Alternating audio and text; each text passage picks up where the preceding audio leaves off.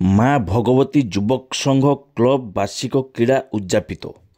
ରାସୋଇନପୁର block ନଳଗଜାସ୍ଥିତ ନଳଗଜା ଉତ୍ତର ସାହି ମା ଭଗବତୀ ଯୁବକ ସଂଘ କ୍ଲବର ବାର୍ଷିକ କ୍ରୀଡ଼ା ପ୍ରତିଯୋଗିତା ଉଦ୍ଯାପିତ ହୋଇଯାଇଛି। 8ଟି ଟିମ୍କୁ ନେଇ କ୍ରିକେଟ ଟୁର୍ଣ୍ଣାମେଣ୍ଟ ହୋଇଥିଲା। ଖେଳରେ ଭେଲୋର ଚାମ୍ପିୟନ ହୋଇଥିବା ବେଳେ ଭଦୁଆସୋଳ ଟିମ୍ ରନର୍ସଅପ୍ ହୋଇଥିଲେ। 2ଟି ଟିମ୍କୁ ଆକର୍ଷଣୀୟ ପୁରସ୍କାର ପ୍ରଦାନ କରାଯାଇଥିଲା।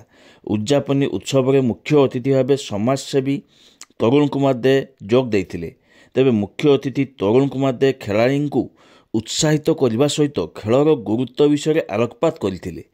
ଖେଳାଳି ମନୋଭାବ ନେଇ ଖେଳ ଖେଳିବାକୁ କହିଥିଲେ ମୁଖ୍ୟ ଅତିଥି। ପରେ ମୁଖ୍ୟ ଅତିଥି ତରୁଣ କୁମାର ଦେ 2ଟି ଟିମ୍କୁ ଆକର୍ଷଣୀୟ ପୁରସ୍କାର ପ୍ରଦାନ କରିଥିଲେ।